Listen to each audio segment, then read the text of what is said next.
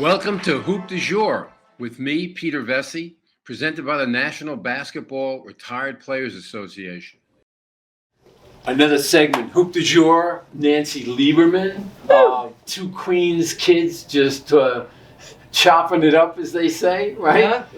We've been talking about doing an interview for a long time. I'm really pleased that you could make the time for me. No, thank you for having me. I so respect everything you've done in your career. And I was telling somebody today that, you know, what Stephen A. Smith does today, you started. I mean, you were the man, the authority that people listened to, were afraid of. You know, you how you got your information is still unbelievable because there weren't text and emails and social media. You actually had to do some, you know, relationship building with people. That was the whole deal. Mm-hmm. Yeah, it was all. They trusted you. We trusted you. Exactly. I mean, it was just. I take offense to being compared to Stephen A. because to me he's not an information guy. He's just talking, and so I was all about enlightening and breaking stories and stuff like that. I don't know if he's ever broken a big story, but whatever. You know, but every generation, you know what I mean? Like, there are other guys that do what I did then, but you did it your way. You know, Stephen A. has become so influential his way, and you know, it's like comparing generations of players. Each of us did it our way. So both of you were powerful. I tried to convince him when he started. We're both from Hollis, Queens. And so he worked at the Daily News, where I started the Daily News. I was always trying to convince him not to go the way he went. You know, I thought that he should have, and he didn't listen to me. And look at the money he's made by not listening to me. He's done fantastic. He really has. I think it's been amazing what he's done. Nancy, you know, yesterday, we're in Salt Lake City doing this, and yesterday I was amazed that, you know, when you saw a guy from my high school in the hallway, you flipped over him. Tell the people about who we ran into. Well, before, you know, we became these, whatever you call us, legends or goats or pioneers or trailblazers, we all started somewhere. And for me, growing up in New York, you know, like in 73, 74, you know, there were no female heroes for me. So I would go down to PS 104 and play with the guys. I'd go, you know. Where's PS 104? In Far Rockaway. Far Rockaway, okay. And then I'd go to Beach 17th Street in Far Rockaway. And it was, you know, Kevin Joyce, Brian Winters, guys like that, Laverne Tart, who played in the ABA.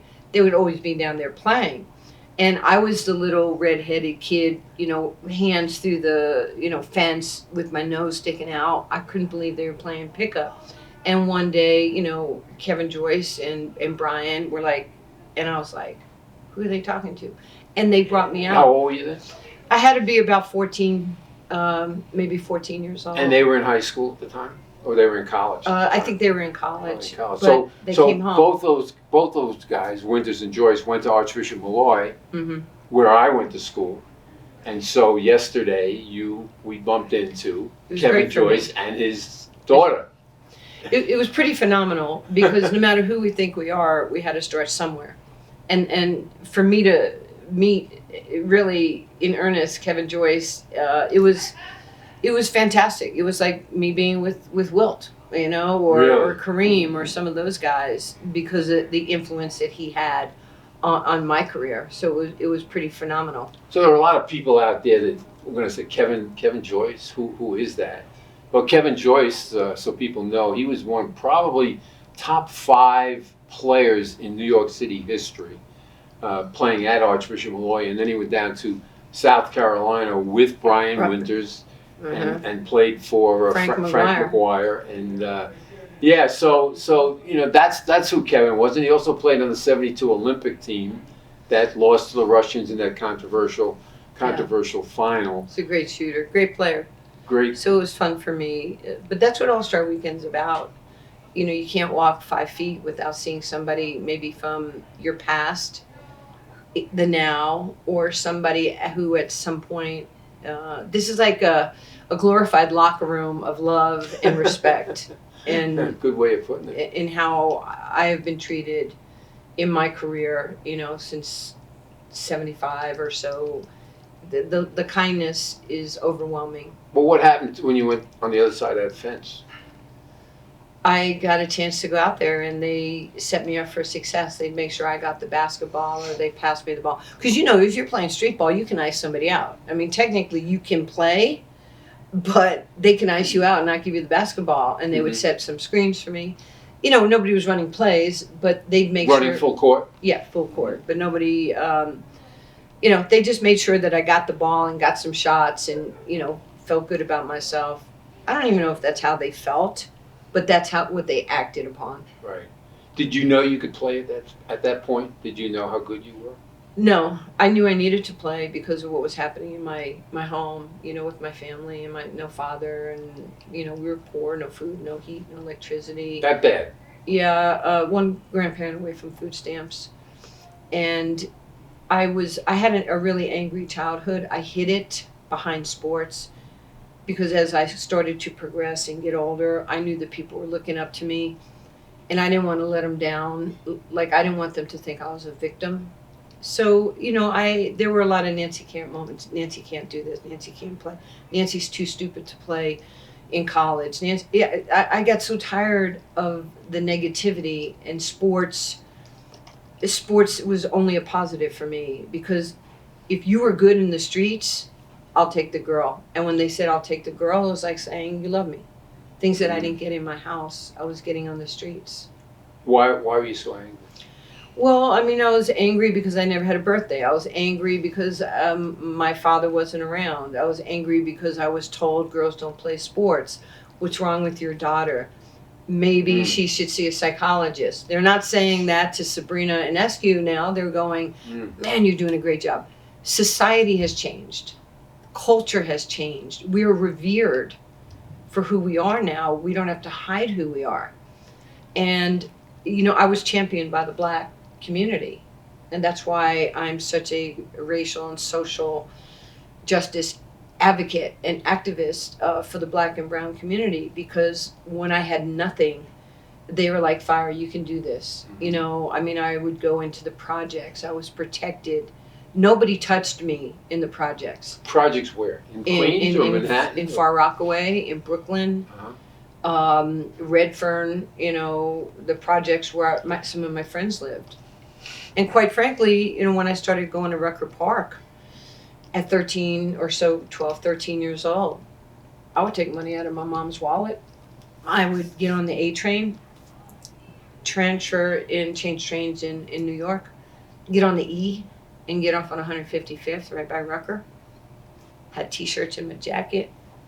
Looked menacing at 110 pounds. I would glare at people on the train. Like, do it to them before they did it to you. Really? And you were traveling alone? By myself. My mom thought I was at PS 104 across the street. And the guys would look at me and go, little girl, do you know where you are? I said, yeah. Do you? And they were like, you're at Rucker Park. I said, yeah. Is your name Rucker? And the guy goes, no. I said, good, it ain't your park. And I want to play. And my mom don't know I'm here. And they're like, where did you come from? I said, Far Rockaway. They said, you took the train? They couldn't believe it, right? And I wasn't afraid. Right. And I think that was the overwhelming connection. Is I wasn't afraid, and I was like, can you help me? Because I really need to be good. And I know you guys are good. They drive the train home, back to Rockaway, and I walked in my house, and my mother was like, where were you? I went to the park. You weren't there. I said, I went to Harlem. I went to Rucker Park. What the hell are you doing in Rucker Park? I didn't know about Rucker Park. My coaches at Far Rockaway High School, and I would hear them talk about the best players. Mm-hmm. What year was that? Played at Rucker Park, 73. So my teams were playing up there then. Yeah. Did you go to the games when they were playing on the weekend? Well, once I started going. You did. And I would sit up in the trees and I would, watch them. So you saw Julius Erving play? I never saw Julius play. I saw Arnold Duggar, Okay. Joy Hammond. Okay. And but I was going back all the time to play. And like for me, I always wanted to come back.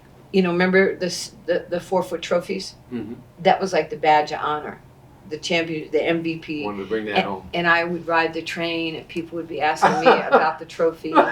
Really? There was a guy, Lavoisier Lamar, Uh-huh. who was my AAU coach, and his house, his apartment was just full of trophies, hundreds.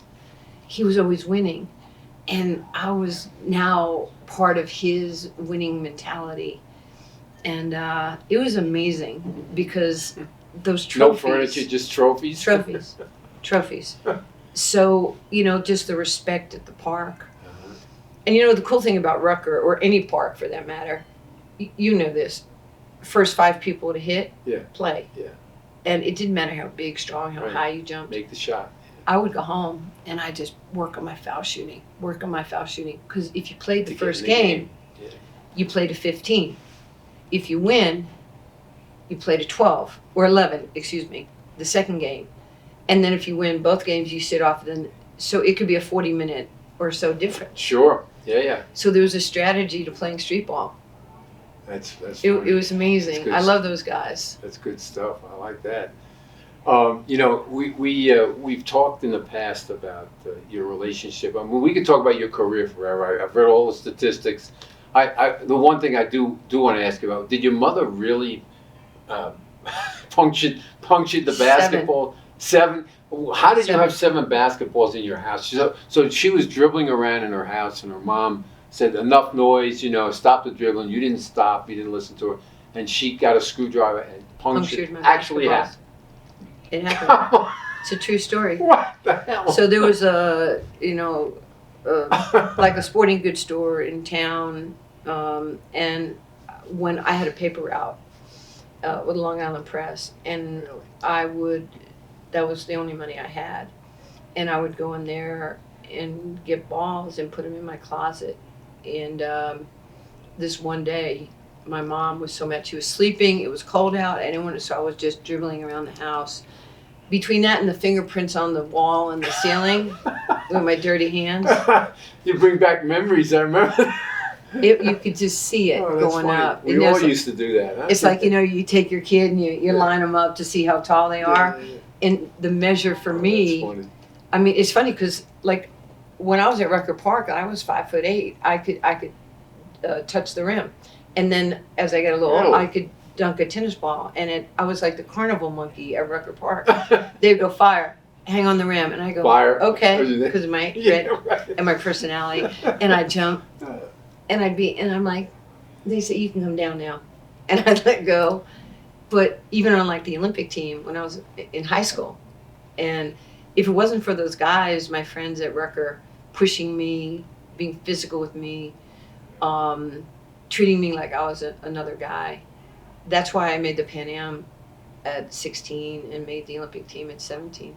Yeah, youngest ever, right? Ever. To make the Olympic team. Male, That was female. the first time that the women were playing in the Olympics. Mm-hmm. Was that in 76, Montreal. Montreal. It's And crazy. you got the silver. Who beat you? Russia and Russia, of course. Russia and Japan. Uh-huh. But we ended up medaling. There's nothing like standing on that podium and bending over and having them put that medal on your neck. It still gives me chills. I would love to feel that thrill. And to see the American flag. And where is your medal? I have it in my house in Dallas. I have them in a trophy room. I have all my medals. Is that the most important one? It is. I mean, you won championships. We won championships at Old Dominion, back to back. Coaching championships, and winning is hard.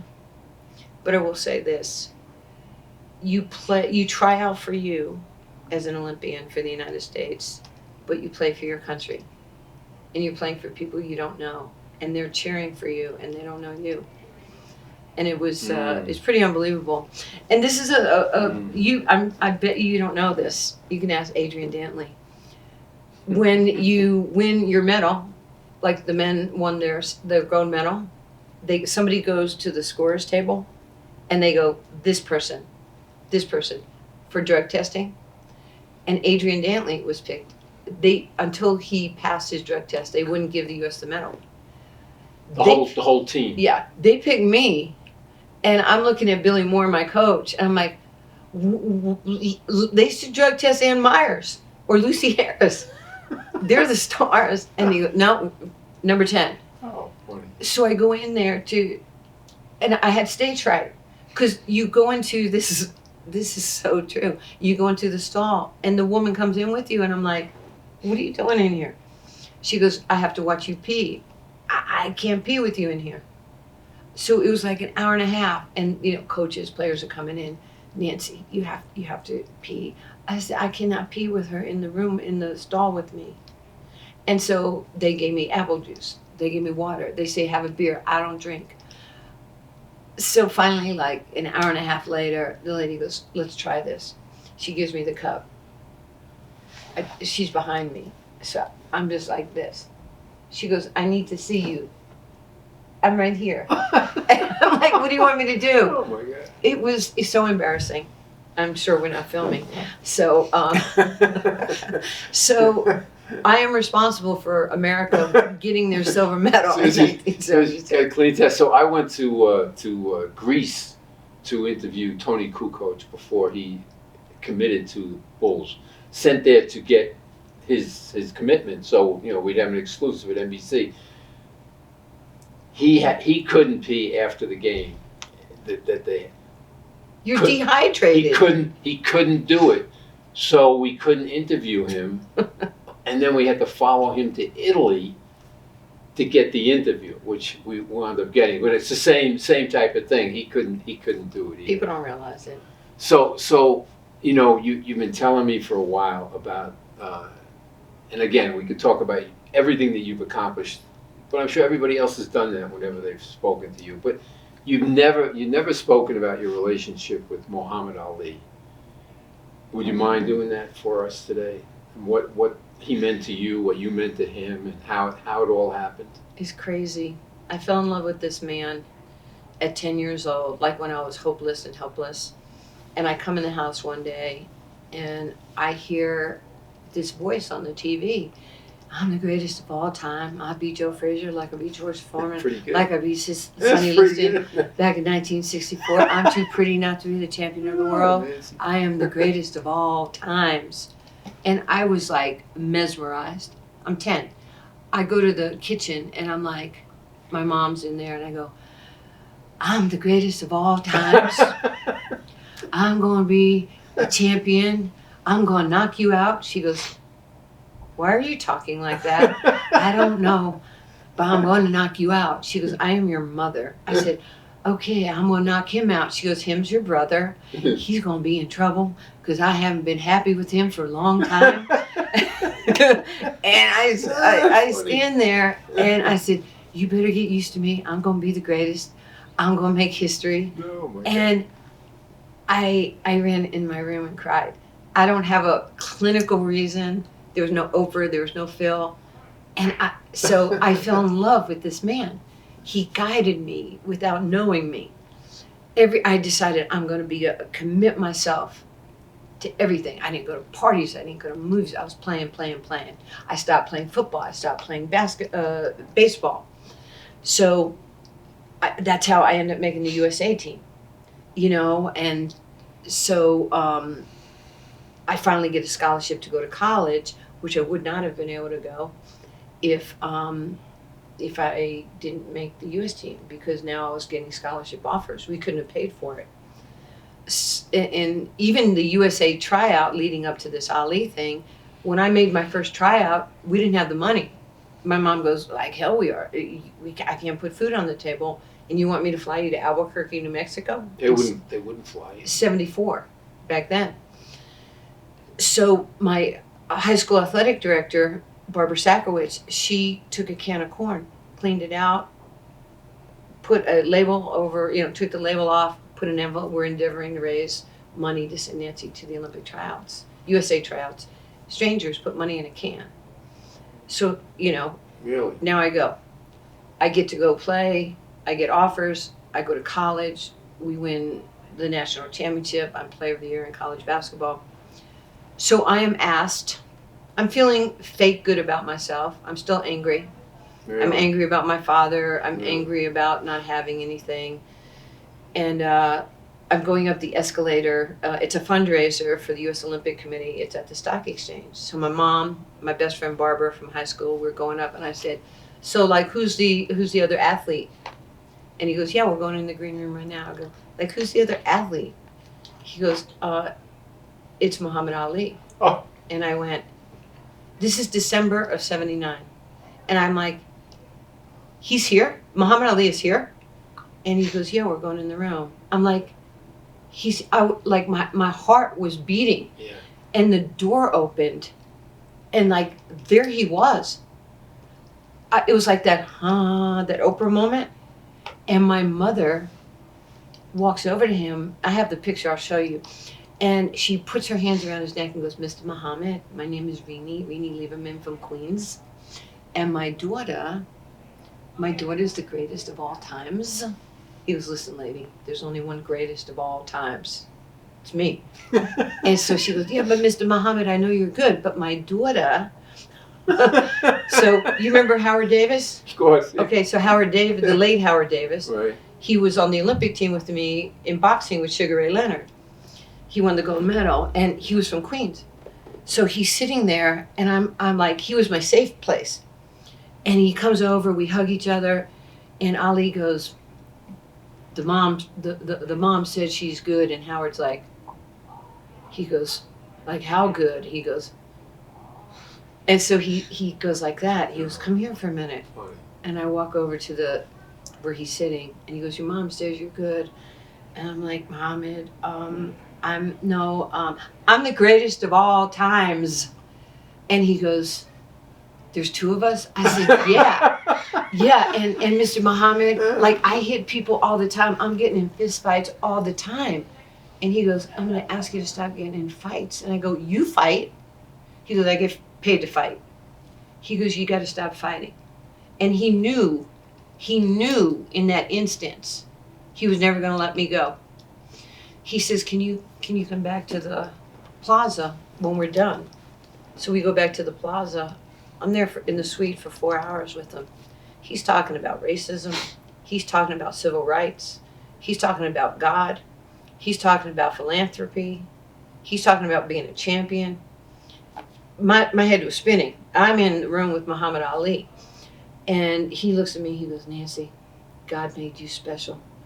And I went, "You know God too? You know everybody. Dick Shapp knows a lot of people too, but you know God?" Yes, you're funny. I'm embarrassed to tell you I said that to him. And he knew he wasn't going to let me on the streets by myself. And he says, "Nancy, God made you special. You're going to change the world. You're going to shake up the world. And people, you're going to be an influencer." And I'm like, I have a game on Tuesday. I'm a senior in college, going into my senior year, and he's telling me I'm going to change the world. Peter, I didn't understand a thing he was saying, but I know that we swapped numbers the old-fashioned way, addresses. He was calling me in college. Sports Illustrated, Curry Kirkpatrick did a 13-page feature on me, and he goes, "Nancy, it's Champ." I said, "Hey, Champ." He says, I love the story. I read Sports Illustrated."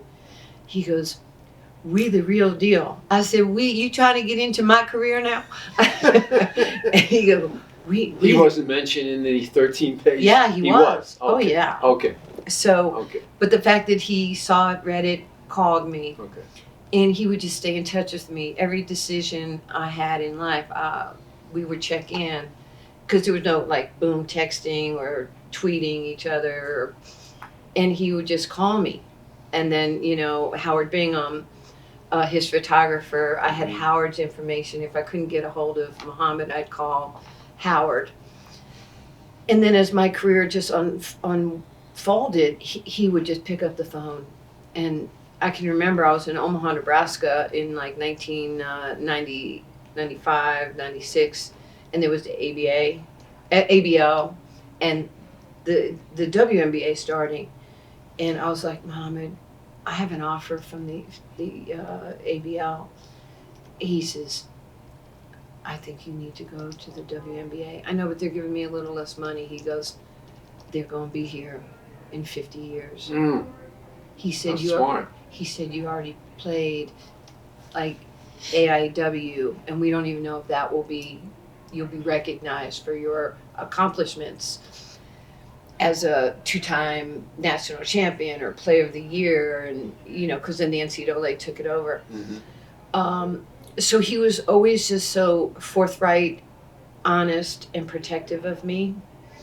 And then as history, and then, you know, him with Parkinson's, the blessing of the story is as he got sick and I became, you know, in women's athletics more prominent, and then went on to the NBA side, I would call the house and Lonnie would say, can you come see him? He's been waiting for you.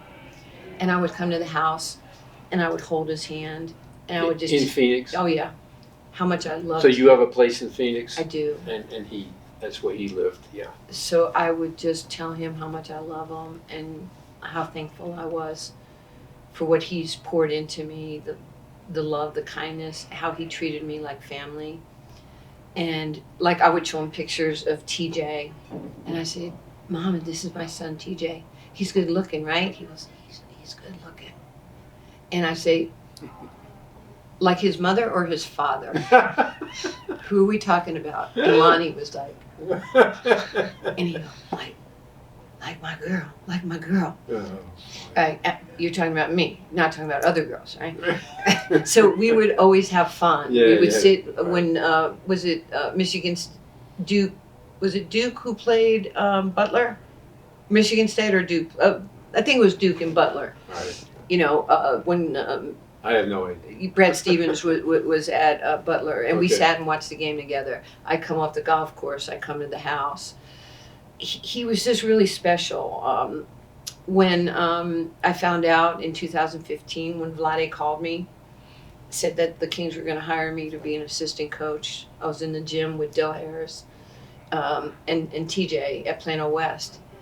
And I'm like, you are? This is amazing. And he goes, Nancy, I talk to you tomorrow.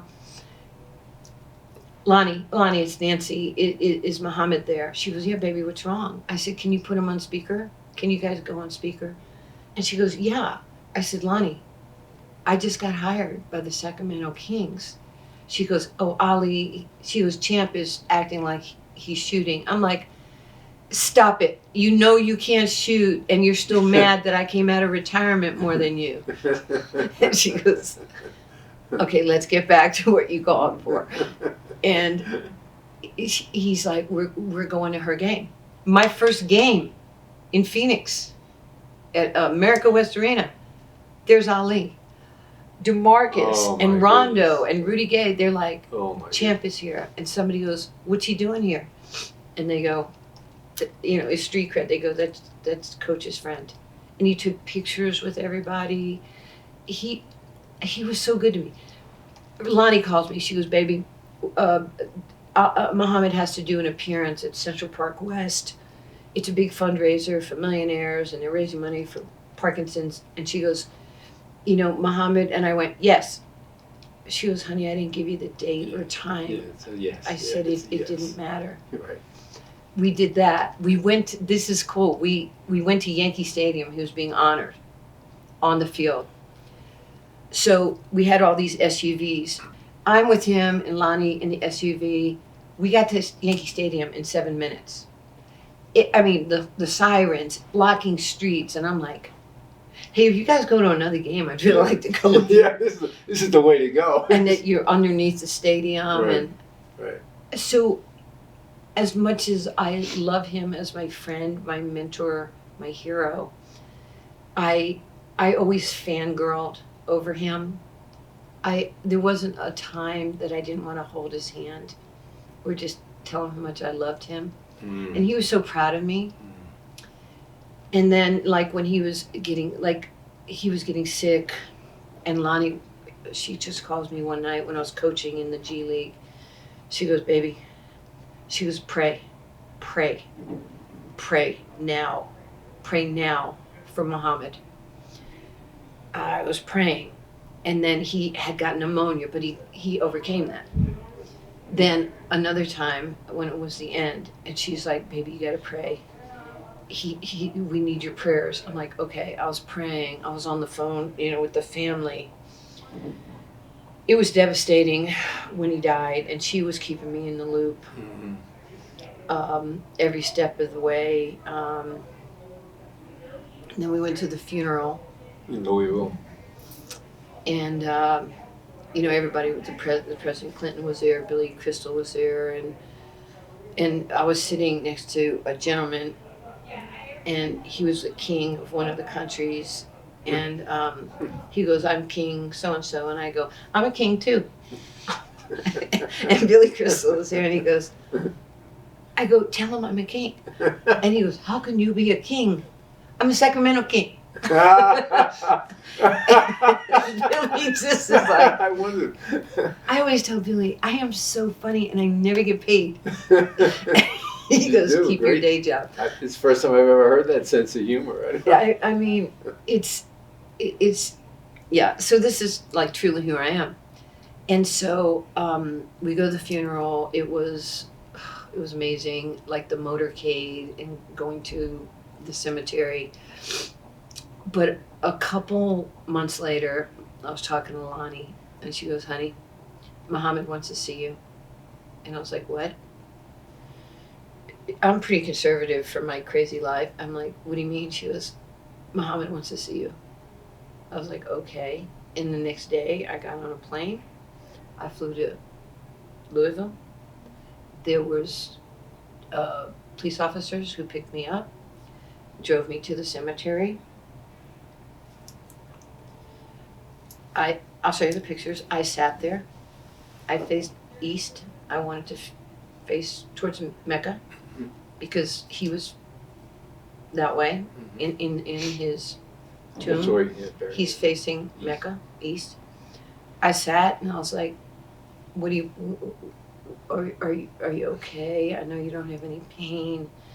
I was like, "Thank you. Thank you for everything you've done for me." I'm just so grateful that I'm here. It's just me and you. And it was like, just like, what do you want me to do? What are my next steps? He always kind of helped me on my next steps. And I was like, what is it I'm supposed to do? And it kept resonating with me. He used to say to me, "Nancy, Black people, the color of their skin, it makes them feel bad because of how they're treated." And I was like, this is when we were in the room in 79, and I didn't understand what he said. He said, like, if they're too dark or the people are afraid of them, or he used to tell me the sky is white and people love it, and the night is scary because it's black. And I was like, okay. Anything that was dark was considered like a negative. And he was just telling me how Black people feel internally. And I started to think about Ronald and Donald and Gary and Joe Hammond and Arnold Duggar and all the guys, Lamar, all the people, Laverne Tart that protected me, Dean Meminger. And I started to think, I didn't know they were unhappy. I didn't know where they came from. I didn't know their story, because when we were together, there was like a happiness and fun, and we were enjoying each other. So I just felt, people say, "Oh, why are you a racial social justice activist today?" I said, because I'm supposed to be doing this. I feel deep in my heart that I'm supposed to help the underserved community, because I'm a minority, and I was the underserved community, and strangers helped me, and Ali helped me, Kobe, Warren Buffett. There's been so many people in my life that, kind of galvanized their time and energy for me. What was it about Why did she tell you to go to Louisville then? What was it? Was it a special day? No. And Lonnie's like, just like me and you. We're just kind of chill. We're not like, the universe said. She said, go. And I did. And Did you ask her? Why? No. No. No. If she said it, it was for a reason. Okay. There's no reason for me to question that. Did you come away with a real good feeling about It was what had amazing. happened? Yeah. It was amazing. And I apologized to him, actually. The last time I was with them, okay, so we played, the Kings played, was it 16? Did he die in 2016 maybe? Double Yeah. check me on Yeah, I this. think so. We played our last game in Phoenix. It was like April 14th or something. And I Ubered to the house, as I always would drive. And we had the game tonight. And I said, how's he doing? And she goes, he's sleeping, not great. Okay, so in the house, the front door, the kitchen was here. I'd always come in. The living room was here. Bedrooms were here. Bathrooms. I always used the bathroom here if I needed to. On that day, I said I'm going to use the restroom to Lonnie. She was okay. I went through the living room and I turned left. Never did that before. And I used the bathroom by the door. There was a bedroom door and it was cracked. And there was a hospital bed in there and Ali was there. And I came out and I should have gone straight. And I didn't. I went to the door and it was cracked open and I went in the room and I held his hand.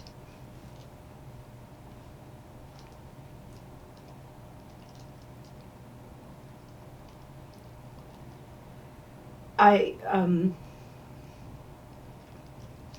knew I'd never see him again. And I just wanted to say goodbye. I came out and I never... How long did you stay in there? 2 minutes. And I never said anything to Lonnie. Really? And I went back to the hotel, we played. It was a while after when I was with Lonnie in maybe Phoenix, and I told her what I did, and I apologized to her. I said, you've always given me the run of your house. And I went into Muhammad's room just to say goodbye. She goes, She understood. She understood. And I wanted to thank him, but also apologize to him for going in his room. So, and it's like an amazing, people used to say that Ali was racist. And he hated white people, and he hated Jewish people, and he Really? Ali loved everybody. Yeah, he did, yeah. Nobody loved Muhammad Ali more than Muhammad Ali, by the way. He loved who he was because he could go out and change the world and make people happy. Howard Bingham was telling me that Ali was driving through, he was doing an appearance in New York, he was in a limo, and it was cold in New York, and like Rocky, guy's hands are warming up on the corner, and Ali says, stop the car, and the guy goes, champ, it's a bad neighborhood. He goes, stop the car. And Ali got out of the car, went over to the trash can with the fire, and just chopped it up with the guys for 5, 10, 15 minutes. High five, did a little, shadow, showed the jab, got in the car and left. That's who he is. Great stuff. That's who he is. I met him, he came to Dick Ebersol's birthday party when I was working at NBC, and he had this big party, and Ali was the special guest. So I got down to meet him. I was with my wife at the time, and he's like, we're on the stage kind of like, and he's like eyeing my wife. I'm going, hey, champ, hey, He loved pretty women. So I said, none of that. And he faked a punch at me. I stumbled off the stage. He faked him. I was like, whoa. He's amazing. Or he knew I was. He went like this to me with basketball. He faked that punch. I said, oh my God. Thank God I didn't fall down and stuff.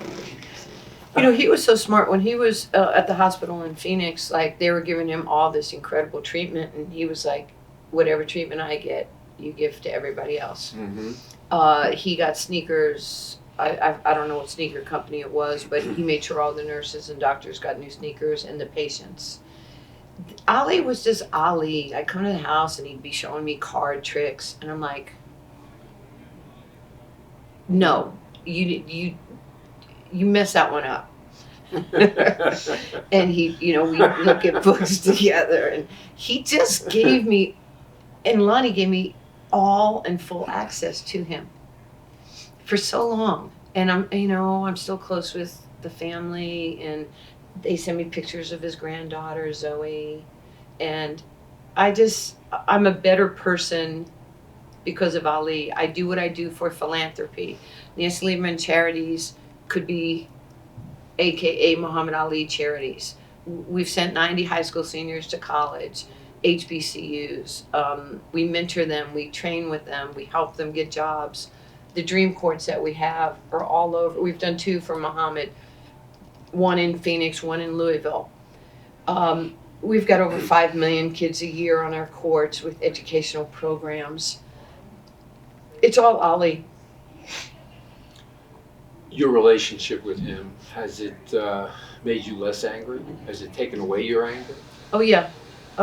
I'm not angry. You're not I'm no angry. longer, I'm not a victim, I'm a victor. Okay. It's 2023, and God doesn't make mistakes. I am the right person for the right job at the right time, whether it's doing TV for the Thunder, who I'm so grateful to be a part of their organization, or You got a nice team, by the way. great team, Yeah. great people. Right. And then also to have Ice Cube as my boss. Oh, right. And I'm going in my 5th year in the Nice. Big 3. I couldn't ask for, you're healthy, you're happy. I have a wonderful son, and He's how old now? 28, and he's playing over in Jerusalem, and he played for me in the Big 3 last year. He'll play again this year. So it's, as long as I can keep inspiring people, helping people, I don't actually like the word platform. Just as long as I can champion as a voice of reason, as a white person advocating for my friends of color and making this world a better place. We're all passing through. No matter who we are, how much money we have, we're just passing through. And it's not going in the urn or the coffin with us. So what the hell are we doing? Right. I'm just doing my part, and I'm doing it with authenticity and love. Ali taught me, I'll end on this, he taught me the greatest religion in the world is love and kindness. He taught me to respect everybody and fear nobody. I don't fear anybody. If I'm supposed to coach in the NBA, again, I will coach in the NBA. If I am not supposed to coach in the NBA, then I don't want anything that I don't earn. Do you think we will see a woman head coach in the I NBA? do. I do. It's taking longer. That's not in my hands. That Yeah, would be no. my hope. Yeah. That would be my hope. I mean, Becky can do that. I can do that. There's a couple other Right. women who have Right. worked really, really hard or have grinded. I'm not the flavor of the month. I'm 64 years old. I've been at this. But, coaching, it's not our birthright to get a head coaching job. We have to earn it. Right. There's really good, talented men, assistant coaches in the league that have given their life to this. I just have to show, women just have to show, give us an opportunity. I tell people, hire me. And if I don't do a good job, fire me. Right. It's as easy as that. But somebody, be like Donnie Nelson, have the guts. Be like Pop, Donnie made me a head coach. Be like Ice Cube, make me a head coach. Be like Pop, give somebody an opportunity. Don't make it optics, make it real. Good way to end. Thank you. Thank you for listening to Hoop du Jour with me, Peter Vecsey, presented by the National Basketball Retired Players Association. You can listen to all Hoop du Jour interviews by searching Legends Studios, wherever you get your podcasts.